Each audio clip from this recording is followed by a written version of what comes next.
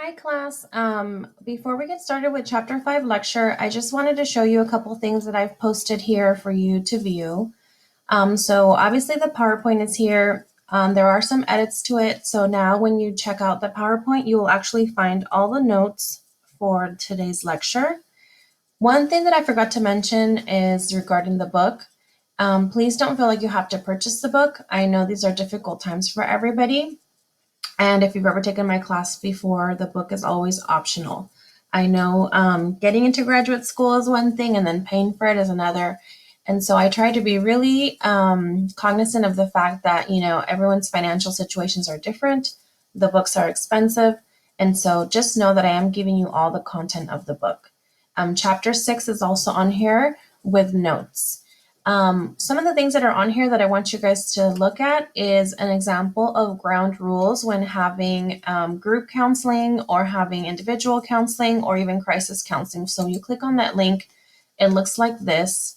And this is something that you can take and edit and make for your own office or even in your internship. The other thing that is on here is a couple scenarios. So there's a scenario of someone having a psychotic breakdown. So that is here for you to view and kind of what the therapist did and the keywords that were used during that time to help calm down the client. So that is here. Something else that is on here are a couple tables that I wanted you guys to have regarding the differences between long-term counseling and also crisis intervention. These are from the book. They were really useful, so I wanted to make sure you guys had access to that. Also, what's here is a little activity to help people who are having or who are kind of like in a crisis and having irrational thoughts. So this is an activity that you can use with them, either for them to fill out or you can actually take notes on. So this was really helpful. I want you guys to know that this website is free, therapistaid.com. You can create an account and they have lots of great activities that you can do with clients for different scenarios. And also here are, this is called the Prescriber's Digital Reference Guide. This is something we're going to learn about in chapter 5. And what's really neat is that normally this is a book that costs around $500. However, they do have an electronic version now. And so what it is, it's a prescription drug database. And it tells you about the drug and symptoms of the drug and more about it. So because we're going to be talking today about a lot of clients who are under drug influence, this is a great resource to have. Okay, so make sure that you add this to your favorites and book it, and something that you should always use, especially those of you that are going to go into clinical counseling or LMFT. But even as a school counselor, it's important to know the common drugs that are used. So for example, let's type Adderall.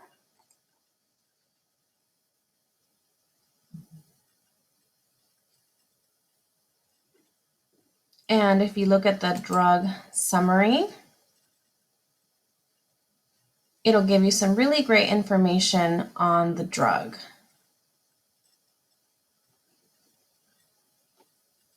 Common names, how it's applied, dosage for children, maximum dosage, and then also, of course, the considerations. So this is really important in the precautions. So this is going to talk to you about all the different things that could happen and different emotions that a client could have if they're taking this drug and they fall into one of these.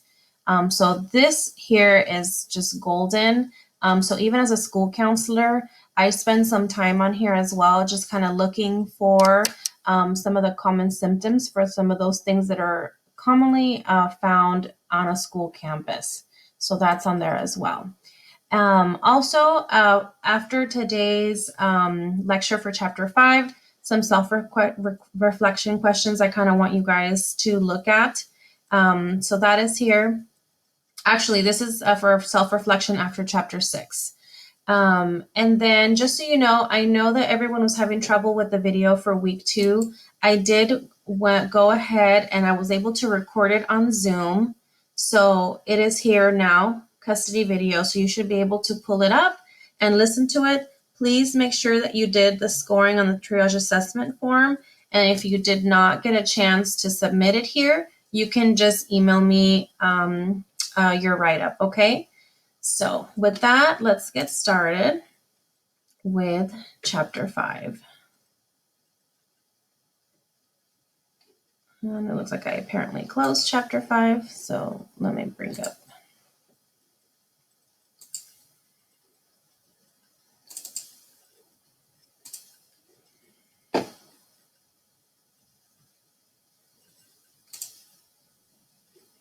So as you see, all the notes are here for you for the chapter.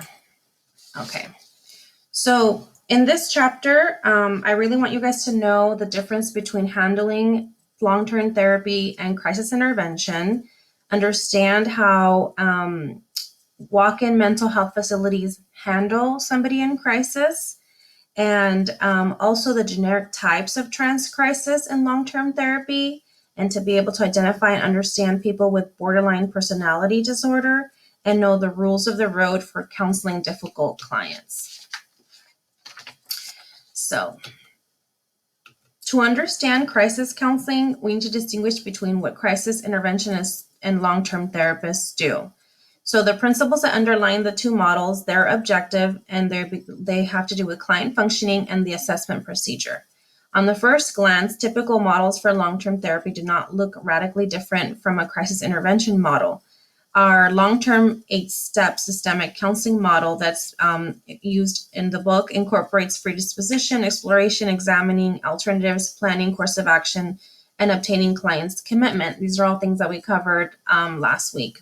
However, what's radically different is that in long-term therapy, defining problems and identifying alternatives and planning are much broader in scope and actually take up more time. And they're a little bit more methodological, and they rely on continuous feedback and check-ins to affect the effectiveness of intervention. In a typical counseling session, a long-term client reviews progress since the previous session and then collaborates to refine the plan of action if needed, and then processes the content of the session with the client's feelings incorporated, and then proposes a new homework assignment to be tried out before the next meeting. In crisis intervention, they do not operate with such liberal time dimensions or problems of scope. In crisis intervention, exploring the problem, identifying alternatives, planning, commitment, everything happens within a half hour or a 2-hour period.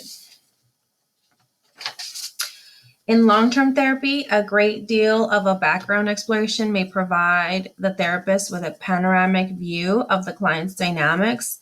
However, the crisis worker's exploration typically is narrow, and you have to start and stop at specific areas of where the crisis began.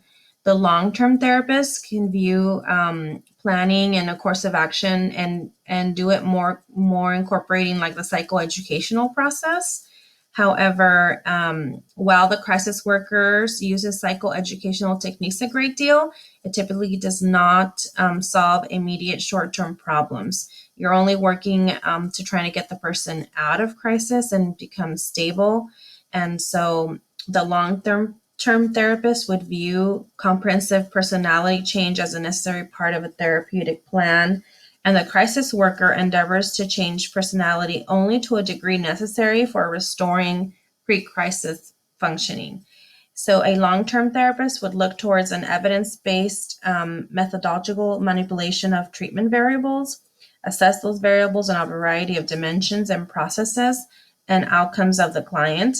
And a crisis worker uses more of like a best guess based on previous experience, and with that does not work with a particular problem, only with the current crisis. And protocols for treatment in long-term therapy are typically evidence-based and involve many tryouts as the protocol is fine-tuned. However, in crisis intervention, it's more about being creative and thinking on the spot. Although it also operates from evidence-based techniques, it adapts and changes quickly depending on the crisis situation or the conditions of the client. So what I want you guys to know is that assessment and feedback of outcome measures in long-term therapy typically involve a great deal of processing between the client and therapist. However, if the treatment outcomes are not as expected, in long-term therapy, you kind of have like a feedback loop that's integrated into that model. And in crisis intervention, it's you're in the here and now with an emphasis on what needs to change or minute by minute and or within the next couple hours.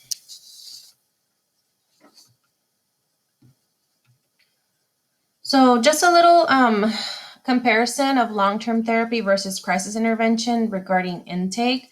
For example, when you have a counseling appointment, the client doesn't come in hyperventilating or in crisis, it can turn into that during a session, but they typically don't come in like that. So the biggest thing I want you guys to take away from here is that, in a crisis intervention, you start at like 0 being the client is calm and completely fine, 10 being like they're crying and hyperventilating and they're in a crisis. You typically start at that 8, 9, or 10 level when you're doing an intake on crisis intervention. So you have to be fast, you have to be rapid, you have to be able to think on your feet. And the biggest thing is making sure that the client is safe and that you're safe before you can continue. And as you guys watched in the video from last week, looking always at their nonverbal and verbal cues or their body language and their affect to make sure that it matches the crisis. And then when you're making an assessment, you may be able to consult with somebody when you're doing regular counseling. You may be able to more formally assess drug use and do next steps. But in crisis intervention, sometimes that's not available. You have to know immediate signs of drug use and what's going on. So that's why I showed you guys that website that's really helpful to look, so you can learn some of the common drugs. And also consultation sometimes is not obtained by you. It typically may come to you. So say, for example, at a school setting, I'm assessing a student and I'm getting all the background and I have to turn it over to emergency treatment service. They would take over my intake. And sometimes you, as a crisis worker, you would be taking it over from an agency, from a police officer, from a crisis response team. And so you have to remember too that we can't go too much into detail with a victim, especially if they suffered a violent crime, because that can be very traumatic.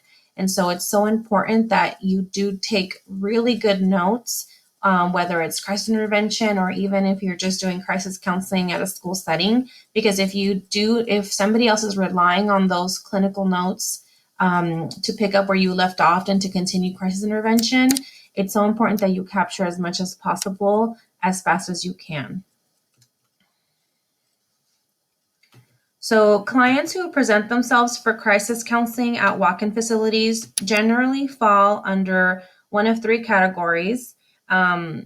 Those who are experiencing chronic mental illness, acute interpersonal problems in the social environment, or a combination of the 2. Most clients with available themselves of community mental health clinics suffer from financial problems that prohibit them from seeking private therapists. So to talk a little bit about chronic crisis, since the enactment of the Federal Community Mental Health Act of 1963, the major responsibility for treatment of the mentally ill has fallen on community mental health centers. Although in theory, the act was designed to deinstitutionalize patients and return those who are able to be functional, in fact, that act has placed many people in chronic crisis. In addition, increased drug abuse and rising crime, fragmentation of families, and a host of other societal ills have caused a tremendous upsurge in the need for mental health. Originally focused on reintegrating long-term hospital patients into the community, mental health centers have tended to assign chronic cases a less than priority status. The unspoken reason is that these clients are extremely frustrating to mental health providers because they show little progress and are a constant financial and emotional drain on the resources of the agencies that come in contact with them. And the result is that a host of chronically mental ill people who are poorly functioning impoverished, homeless, victims or perpetrators of crime, and without support systems of any kind are kind of left to fend for themselves. And these people often have multiple problems besides a primary diagnosis of psychopathology. And they may be non-compliant with treatment, disregard their medication, use alcohol and drugs, or have other severe physical problems.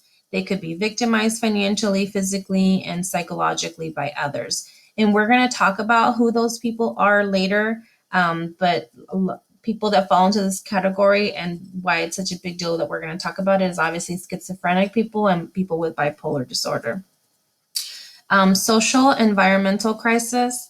People with chronic mental health issues are not only people who avail themselves of or are brought into or walk-in facilities, but they could be runaways, addicts, battered people, physically disabled, crime victims, survivors of violent events, the sexually abused, the terminally ill, veterans, the unemployed, and relatives of the chronically, physically, and mentally ill are in some of the many participants in this type of social crisis that is played out all the time in mental health clinics or emergency rooms or student counseling centers, social service agencies, or police stations across the country.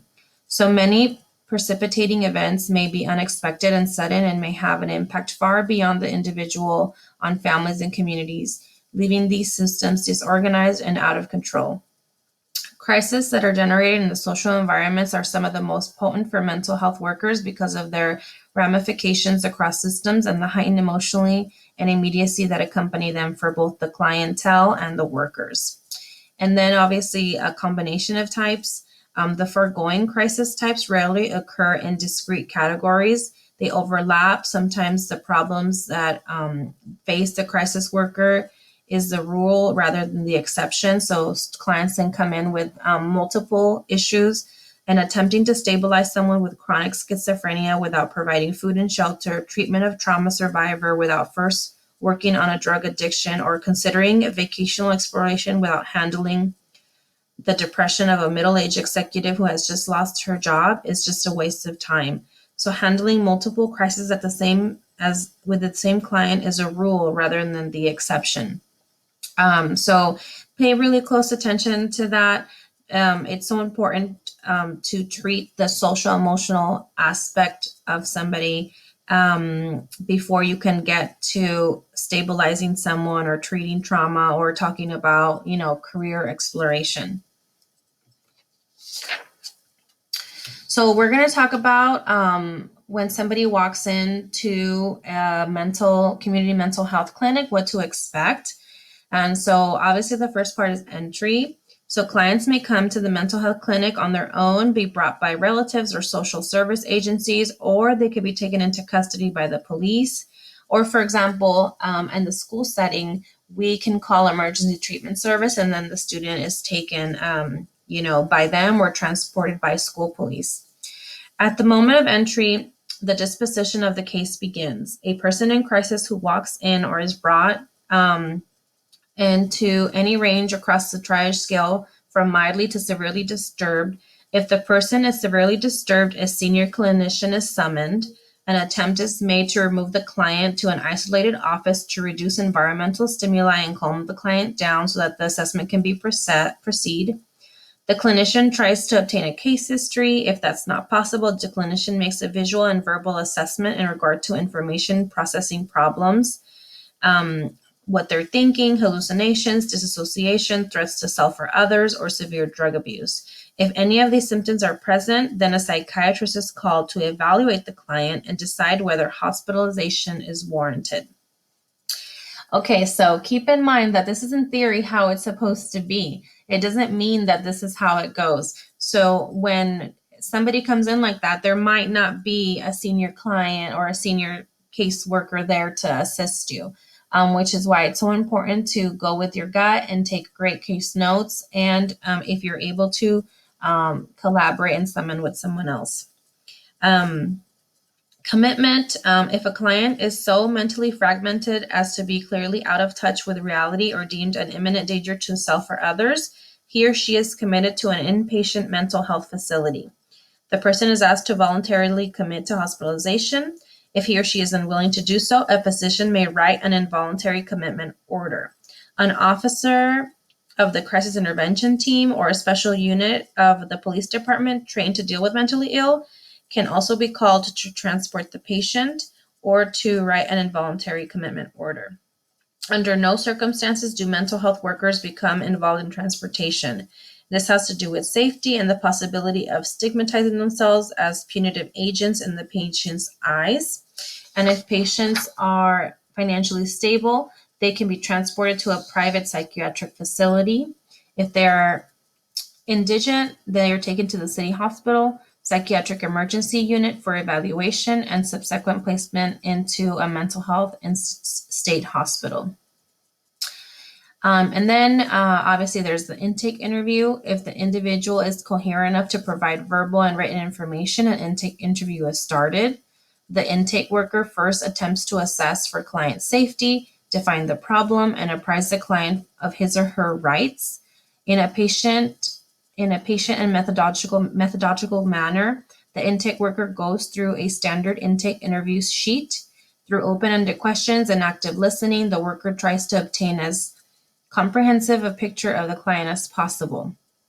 And see how in the book it even states, make sure you always have an intake sheet under week 1, or if not under the content. I did post the suicide questions that you should ask. You should always have, we call them protocols, always have a protocol sheet of questions, the standard questions that you should always ask somebody in crisis. The intake worker is so important for you not to be non-judgmental, to be empathetic and caring, and also obtain concrete and specific information from the client who may not be able or willing to reciprocate. 2 critical components are always appraised in this initial assessment: the degree of client lethality and drug use. So as we talked about last week, always assess for self-harm or harm to others. Or if they are under prescription drugs or abusing any type of drug. It is a given that crisis situations either involve or have the possibility of acting out behavior. Therefore, the intake worker evaluates clients in relation to their plans or intent to bring harm to themselves or others. Because of the widespread use of prescription and illicit drugs, the worker checks to determine if drugs are involved in the presenting problem. And thus here is where that physician's desk reference link comes in handy. It's important for you to have working knowledge of the side effects of street drugs because of the high incidence of their use in, anywhere, in schools and or just in society. So it doesn't matter what field you're going to go into, school counseling, school psychology, LPCC, MFT. Always know the side effects of common street drugs and make sure to always try to attend presentations. Like I know the Riverside County Sheriff's Department and San Bernardino County Sheriff's Department, they put on free professional development through the county offices on common drugs or the effects of marijuana, and everything's up to date. As graduate students, you guys can attend those. Those of you that are already in the school systems, look up the Riverside County Office of Ed training, professional development, or just go to the actual sheriff's department themselves, and you can see when they're going to be presenting information like that. So next part of the intake process is called disposition and then anchoring. So after the intake has been completed, the worker has to construct and write a proposed diagnosis and treatment recommendations. So the intake worker discusses the treatment recommendations and possible services with the client. It's the client's decision to accept or reject services. If services are accepted, the intake worker introduces the client to the therapist who will most likely be in charge of the case. A full clinical team meeting is held to confirm or alter the initial diagnosis and treatment recommendations. At the time, a primary therapist is designated and assumes responsibility for the case. And then anchoring. On their initial visit, clients are never left alone. From their intake interview to disposition to a primary therapist, workers help clients feel that a personal interest is being taken in them and their problems. The worker takes and hands over the client to the therapist who will be in charge of the case, and the therapist gives the client a verbal orientation about what is going to occur. The idea behind this methodical orientation is to demystify the world of mental health, familiarize clients with what their treatment will be, and provide them with a psychological anchor in the form of a real person who will act as their advocate, support, and contact person. So, best example I can give you is, like for example, in school settings, sometimes when I'm diagnosing a student or assessing for a crisis, I have to call our school therapist or our psychologist into the mix.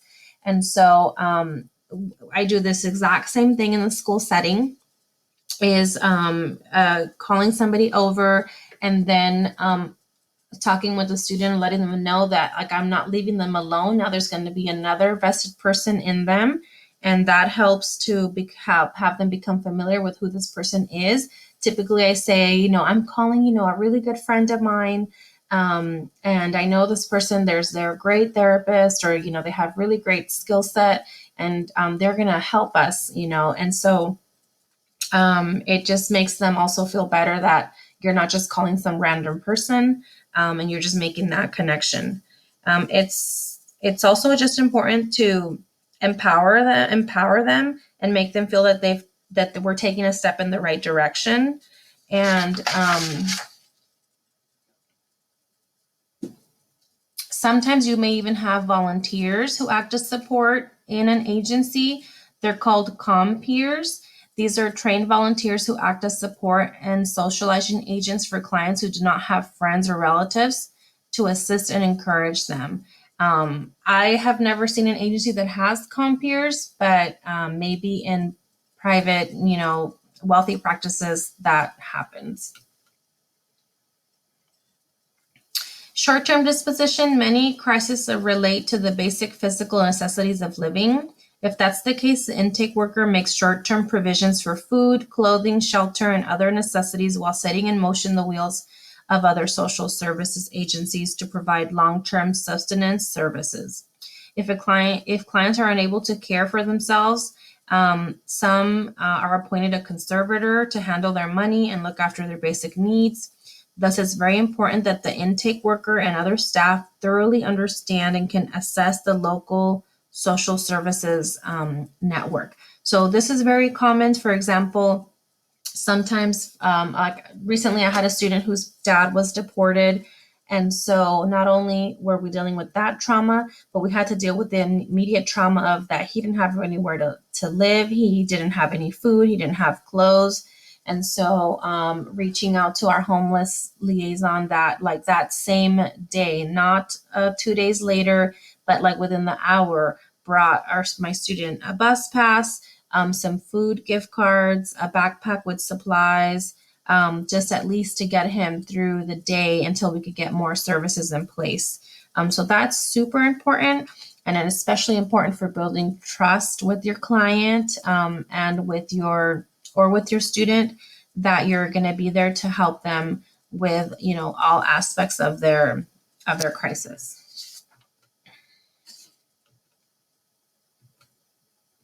So an interdisciplinary team reviews and evaluates the intake worker's diagnosis and recommendations. If the team considers it necessary, a psychiatrist and a pharmacist conduct a psychiatric or pharmacological evaluation of the client.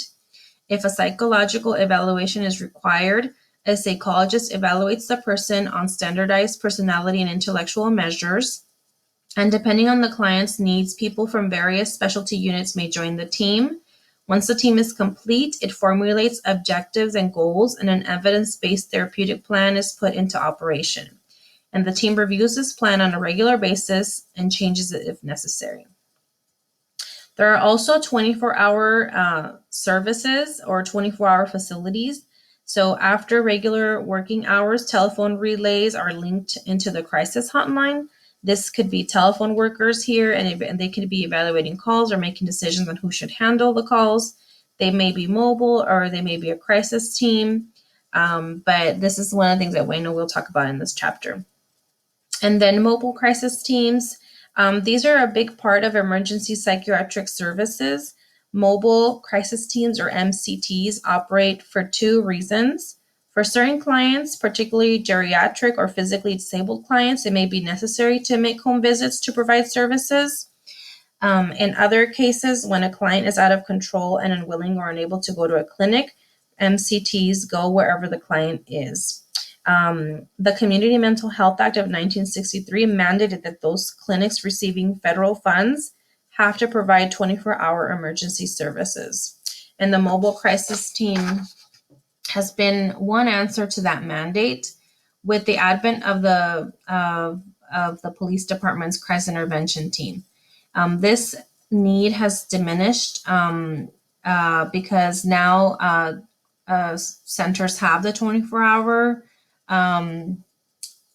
teams. And also, in my personal experience, I've had some officers who have done great with crisis intervention, and I've had my majority that have not. I'd be interested to see if anybody else has had any type of experience like that, but I always prefer to call trained professionals, because a lot of times too, if the police department can't release somebody or doesn't have the capacity to send somebody that's uniquely trained in crisis intervention, and they just have, a regular police officer with their basic crisis intervention, I mean, it's just all based on personality too. Some people are really good at this, and some people, it's not their strength. And so I rather call on somebody like Emergency Treatment Services for Riverside County that, they went to school for this, they're trained for this, rather than get a random cop who doesn't know what questions to ask. Typically, a hotline or 911 mental disturbance call will ask for assistance, and either a police car or a mental health worker riding along with them will go to the scene, or a mental health worker will follow up after the police have assessed. These teams are typically equipped with sophisticated communication and information retrieval systems that can call up client mental health files or criminal records. In some instances, psychiatric nurses may be members of these teams, and can administer psychotropic medication in consultation with psychiatrists. Depending on the state statutes, either the police or the licensed mental health worker in these mobile units have the power to take clients into protective custody or transport them to a hospital rather than to jail. There are three problems associated with this approach. First, not most such units operate in urban areas. Many rural counties in the United States have little provision for such emergency services in regards to either staff or a mental health facility to transport a client or the ability to administer on-site crisis intervention. And then second, no local police jurisdiction is going to transport someone 100 miles if it takes a police officer out of service for a length of time. So the bottom line is that the mentally ill wind up in the place most convenient, that's closest to them, and that is sometimes usually jail, and the very last place they need to be. It just adds to the trauma. And so, although it's been a surprise that, these are definitely cost efficient and reduce hospitalization, there is little current research on the ability to do more on the scene emergency psychiatric services. So we've been talking a lot about trans crisis. Just again, clients in long-term therapy are not immune from crisis. Therapy tends to move in developmental stages with psychological troughs, crests, and plateaus. Even though clients have success in meeting therapeutic goals, each new stage brings with it what are seen as many instances to be even more obstacles. The beginning therapist who has seen a client makes excellent progress is often in for a rude awakening when the client's progress comes completely undone and behavior regresses to pre-therapeutic functioning or worse. So just know that with every win you have with the client, there could be additional battles. Okay, so you're getting them to a certain place, but then you have to be prepared to handle other things that come with that.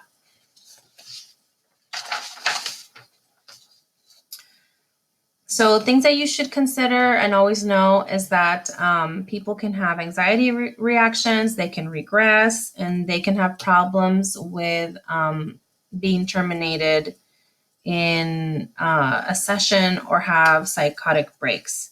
So it's a very puzzling aspect of therapy when clients are highly successful in achieving tremendously difficult goals, and then they come completely undone by a task that to us doesn't seem all that difficult. And although it seems cognitively irrational, the fear of failure to achieve this minor goal becomes a very self-fulfilling prophecy. So the client fears that others will see through his or her sham of confidence or irrationally thinks that any real progress is delusion. At such times, clients engage in various types of flight behavior. Severe anxiety is one way of escaping the threatening situation. So it's just really important that when you do get a client to be very high achieving, to address some of the fears that come with that. Also know that clients can regress. The risk of taking the next step in therapeutic development may become too overwhelming, even though clients are highly successful in attaining prior goals. When clients are overwhelmed, they may regress in their behavior, retreating to maladaptive but familiar ways of behaving, feeling, and thinking. So it's just important to always ask a client if they're feeling overwhelmed, or if the thought of, or if this type of progress is overwhelming, and explore that. And then problems of termination. When clients have met their goals for therapy or are fully functioning and are ready to get back to the business of living their own lives, they may suddenly produce terrible problems that only therapists can solve. Whatever these problems are, it is an excellent bet that they have been told that it's time to terminate, and they have figured out that termination is about to happen. At such times, it's common for dependency issues to arise. These problems generally can be resolved by successfully approximating the client to termination. For example, instead of every week, the therapist schedules the client every 2 weeks, then once a month, then every other month, then for a 6-month follow-up. And the other option is to clearly discuss the possibility that this issue will arise. So some therapists actually let their clients know that as you get close to termination, what are some of the things that can happen? And that way it lets them know that these are common things that could arise, and you can address them together with the client so that you can move forward. And then crisis in the therapy session, this is obviously one of, very scary. And so when a technique has done its job well, and then the client gains insight or releases from a deeply buried traumatic event. So this can be sometimes unexpected. So you could be counseling the client and making great progress, and then all of a sudden they're in a crisis. Now this happens when people kind of are able to share what are the deeper roots of the reason that they're in therapy. So for example, we'll talk about this later on, but people with bipolar disorder, for some reason, they get to that state because about 80% of them suffer from child sexual abuse. So for example, you could be dealing with somebody who has severe anxiety, or isn't coping well with something, but there's an underlying factor of some type of sexual assault or abuse, or something going on. So then when they do finally talk about that, the therapy session can turn into crisis intervention, because they're tapping into their feelings that they had hidden. They're addressing them, and it just brings so many emotions. And so this can be very frightening, but just know that, then you just have to go into crisis mode to stabilize them back, so you can continue with your session. And so staying calm and cool is just really important when somebody is having a psychotic break with reality. And no matter how delusional or disassociative the client becomes, the central thesis is that the client can maintain contact with reality and take constructive action. So now we're going to talk about people with borderline personality disorder. It's really important. It's kind of like in all types of clients, this is the most difficult. So most clients, they try to manipulate their therapist during the course of therapy for a variety of reasons. These reasons may range from avoiding engagement in new behaviors to testing the therapist's credibility. Clients with personality disorders are the ultimate test of the therapist's ability to handle manipulative behavior and can recreate severe crisis for themselves and the therapist if not dealt with in a specific way. In 1938, Adolf Stern, an American psychotherapist, described a group of clients who did not respond well to treatment and, in fact, generally got worse. He labeled them as the borderline group that lay somewhere between neurosis and psychosis. While that notion is no longer valid, no one has yet to come up with a better way to describe clients who have some of the most intractable, stubborn character pathology imaginable, and which are the borderline personality disorder, BPD. And currently, there are about almost 3% of the adult population in the United States are candidates of BPD, and they're likely to have co-occurring mood, anxiety, and substance abuse disorders. And then personality implies stable and enduring patterns of thinking, feeling, and acting across time and situation. The borderline personality is the antithesis of that construct. And this particular disorder of personality is a handmaiden to many of the crises in the book, particularly if traumatic event that occurred during childhood. And so in this whole field of therapy called mentalization has developed that specifically targets trauma in childhood and lack of attachment to significant positive parenting figures. And that is a major precursor of getting BPD. So as I mentioned before, lots of people with BPD, they had a traumatic childhood experience, which is why they are not able to do well with a therapist. And they're constantly challenging their therapist or not trusting their therapist and having all of these issues. And so the rate of childhood sexual assault has been estimated to be a staggering 75% in people with BPD. And as a result, they are very likely candidates for what many people call complex PTSD.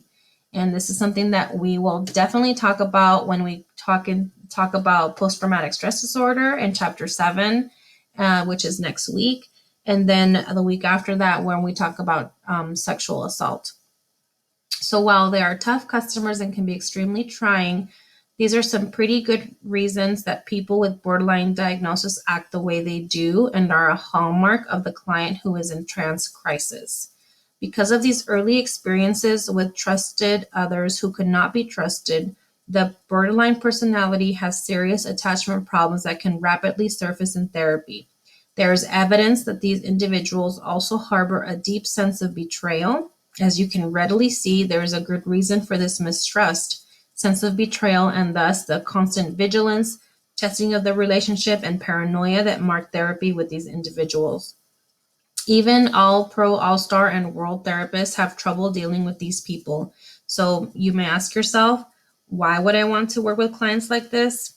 Well, they're a great example of how manipulative clients can work you over and lead you into being a case example in your own burnout. However, it's important perhaps that you run into clients that manifest of this crisis because you get to learn a lot about drug abuse, why people become violent or suicidal or sexually promiscuous. And it's kind of like the saying in therapy, like you haven't won your spurs as a therapist until you've dealt with somebody with BPD. But presenting problems, people with borderline personality disorder have problems like no other client has, and it includes some of the following.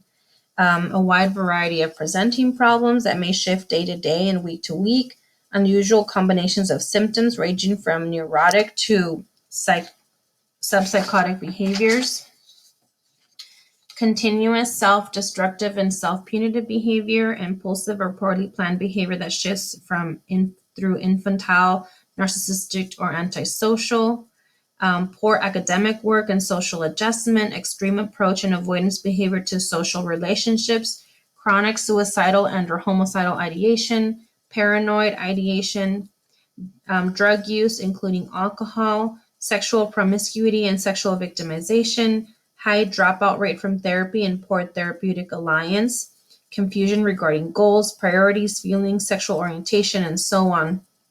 On the positive, when dealing with somebody with borderline personality disorder, it's just important to set clear limits, structure specific therapeutic goals, provide empathetic support, and validate the client's actions as understandable, model a safe environment, caringly confront manipulative and maladaptive behavior, and rigorously stick with these guiding principles.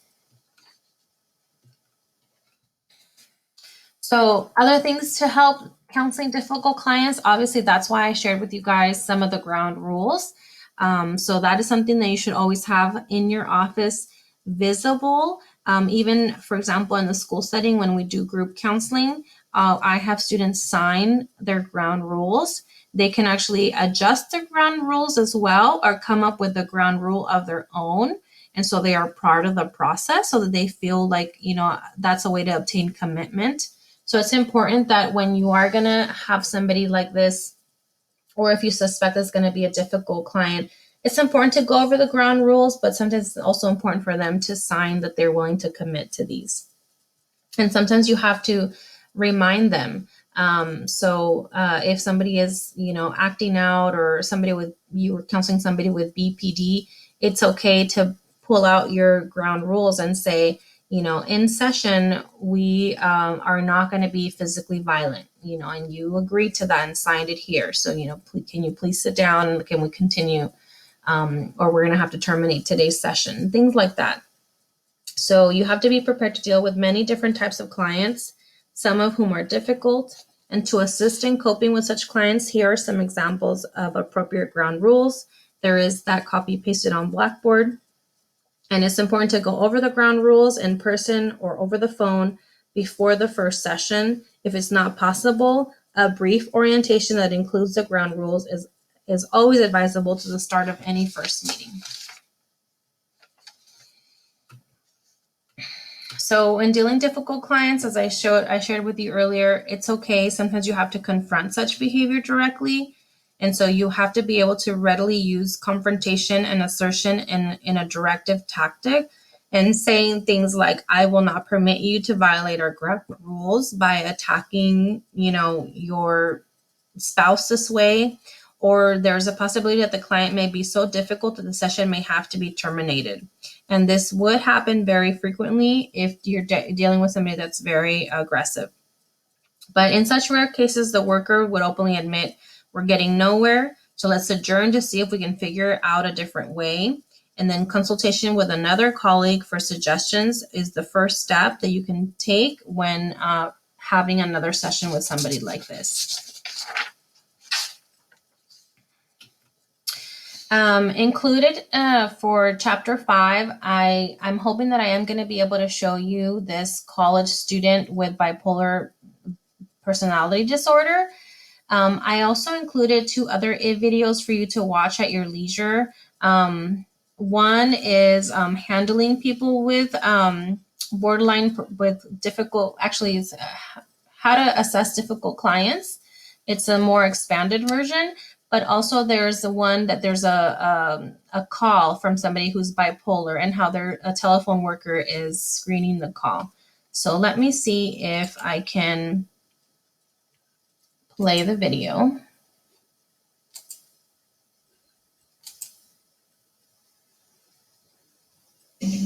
I need your help. I completely blew off this giant paper for my class and one of my other classes. I have a final due and I haven't done it. And if I could just get a note for you from my professors, that would help me out. I just tell them that I'm working with you, and just tell them that just give them some reason that I couldn't get it done, because I'm going to fail. Okay. I'm going to get kicked out of school. And if I get kicked out of school, it's over. It's over. Okay.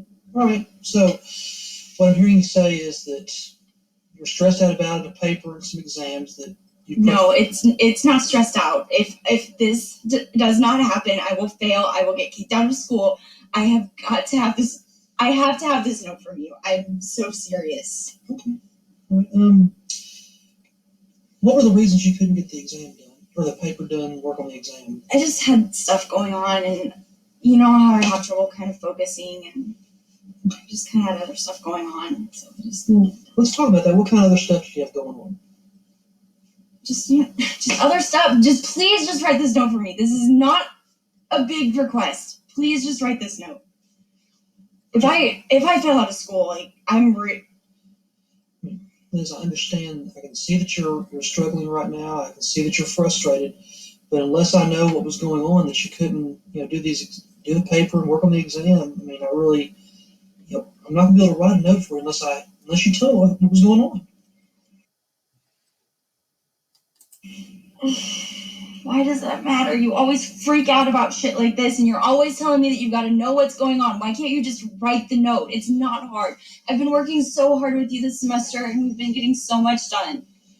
That you have worked very hard, and I'm really proud of the work that you've done. But if I'm going to write you a note, I need to know what was going on in your life, because you said it yourself. You've had a lot of things going on. You had a lot of stuff. So just what's been going on? Well, I mean, you know how I've been doing a lot of extra shopping lately, and I've been running out of money, so I've been trying to get more work in to make that money back, and I've just been busy at work. Okay, so you've been doing a lot of shopping, and the shopping has interfered with your writing your paper and working on your exam, right? Yeah, but if I just get a note from you, if I can just give a note to my professors from you, they'll know what's been going on. You can tell them what you gotta tell them, but if I just get that note from you, this will all go away. Okay, good. I just want to clarify. You didn't have to go to the hospital. No family issues. It was just you made a choice to go shopping. We've talked about choice making in the past. How are those choices with your shopping affected your ability to study and do your work? And see, this is why I didn't want to tell you what was going on, because I knew you'd make a big deal about it. You always make a big deal about it. And please just write me the note. And that's all I need, just a quick fix. And then during our regular session, we can work it out. I just need this quick fix, because if I fail, I really am going to kill myself this time, because I still have that bottle of pills sitting in my cabinet, and I will do it. And if I fail out of school, this is the end of my life. This is it. This is the end. I'm done. It's over. I can't do it anymore. No. All right, Liz, now you said something that really concerns me. You said that if you don't get the note, you're going to kill yourself. Have you thought about actually harming yourself? Because that really is going to concern me. I mean, if you just give me that note, I won't do it. I promise. I promise. When we first started out, our first session, said there's a couple things that are going to cause me to wreck confidence. One of those is you're going to harm yourself. You're going to tell me because you don't give a damn about me. That's your problem. Now, Liz, I need to know, are you going to harm yourself? Not if you give me that note. No. Liz, we're not going to play this game. I need to know if you're going to harm yourself. Because if I feel like you're going to harm yourself, I'm going to have to call somebody in right now. I hope you're noticing things like, how grounded the counselor is staying, that he's not allowing her to manipulate him, that he's trying to get to the deeper issues. And, she's threatening right now, which is something that they use for manipulation, as we talked about, with people with BPD. And so now he's also confronting her and being assertive. Liz, I don't play around with me. You have to tell me if you're trying to hurt yourself. But he does it in a very kind of calm and caring way, so that it doesn't throw her off. So that's huge when dealing with people with borderline personality disorder. You don't have to call anybody. Okay, I'm going to need you to, probably write something up saying you're not going to harm yourself. Okay? Okay. All right. Now, Liz, I know that you can get this done. And I want you to have a little faith in yourself and know that you can get this done yourself. Liz, I cannot. You know that I can't do this. Not both of them. I can get my paper done. And I could be working on it. How long have we been here? I could have been working on it 10 minutes ago. And if you want to get that working on that paper, I suggest you get working on it and working on the final. Because either way, Liz, I know you can do this, but I'm not going to give you a note for going and doing some shopping. You know I can't do that. Because that's only going to set you back even further.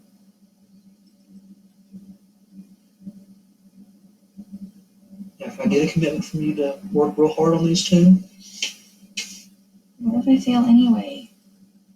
then at least you tried. But I'm still gonna get kicked out of school. And then I'm still looking at my parents shoot knees when I walk in the door. They're gonna freak out. If you look at your parents and you say you did your best on these two papers, the paper and the exam, if you tell them that you really tried, and you still didn't make it, what do you really think they're going to say? They're not gonna believe me. They don't ever believe me. The only person who ever understands me is you. Please, please, please, please, please, just this last time. And next semester I will work so hard. I will work so hard next semester. Please, just one note, just for one of them. And all night long I will work so hard. Because I understand that you're frustrated, you're stressed, but I also have faith that you can do this. And all you need to do is believe in yourself and get working on the exam and get working on the paper. And you can do this. You've done it before. So I just want you to. Okay, I'm gonna stop there.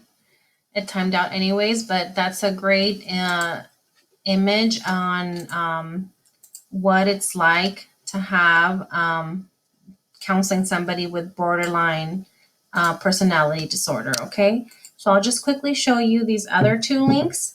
They're embedded onto the PowerPoint, so you can view those at your discretion.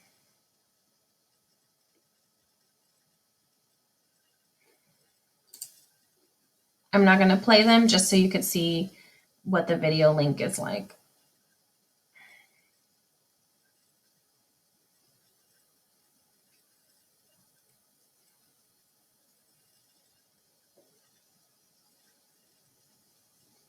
I apologize. I guess my internet's kind of slow.